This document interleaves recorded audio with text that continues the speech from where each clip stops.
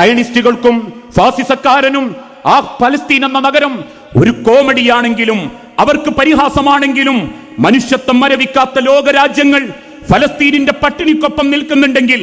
അന്ന് ഇന്ത്യ മഹാരാജ്യത്തിന്റെ സ്വാതന്ത്ര്യത്തിന് വേണ്ടി ലണ്ടനിലെ വട്ടമേശ സമ്മേളനത്തിൽ 10,000-കണക്കിന് രാഷ്ട്രതലവന്മാർക്ക് മുൻപിൽ എനിക്കെന്റെ രാജ്യം തരൂ, അല്ലെങ്കിൽ എന്നെ അടക്കാനുള്ള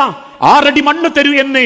ലോകത്തിന്റെ മുൻപിൽ രാജ്യത്തിന്റെ സ്വാതന്ത്ര്യത്തിന് വേണ്ടി തന്റെ നാവ് കൊണ്ട് ലോകം മറക്കാത്ത വാക്കുകൾ ഉച്ചരിച്ച മൗലാന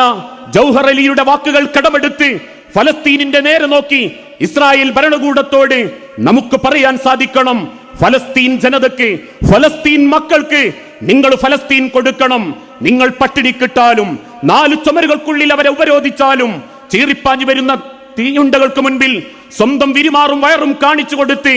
സ്വന്തം വിശ്വാസത്തിനും ആശയത്തിനും വേണ്ടി ജീവിക്കാൻ പടപൊരുതുന്ന ആ ഫലസ്തീനികളെ മനസ്സിലാലോചിച്ചുകൊണ്ട് ഈ പ്രദേശത്ത് നമ്മൾ പ്രവർത്തിക്കാനിടങ്ങണം. തൗഹീദിനു വേണ്ടി, അന്ധവിശ്വാസത്തിനെതിരെ, കാർന്നു തിന്നുന്ന ഈ സമൂഹത്തിന്റെ വൃത്തിഹീനമായ വിശ്വാസ സംസ്കാരത്തിനെതിരെ, പെണ്ണും കെട്ടുന്നതിനെതിരെ, ആണും ഗേ സെക്സ് നടത്തുന്നതിനെതിരെ, LGBT എന്ന മഴവിൽ മനോരങ്ങൾ ഈ കേരളക്കരയിൽ വർദ്ധിച്ചു വരുന്നതിനെതിരെ, ക്യാമറക്ക് മുൻപിലും പിന്നിലും പ്രവർത്തിക്കുന്ന, അഭിനയിക്കുന്ന, എന്റെ വീട്ടിൽ കയറ്റുമെന്ന് പരസ്യമായി കേരളത്തിലെ ഉമ്മമാരുടെ മുഖത്തടിച്ച മഹാനടനെതിരെ ആർജവത്തോടെ പറയാൻ പറ്റണം, ഞങ്ങളുണ്ട്. മനുഷ്യത്വത്തിന് വേണ്ടി പണിയെടുക്കുന്നവർ, മനുഷ്യനാകാൻ പഠിപ്പിച്ചവർ, മനുഷ്യർക്ക് ജീവിതത്തിന്റെ ലക്ഷ്യബോധം ബോധ്യപ്പെടുത്തി കൊടുക്കുന്നവർ.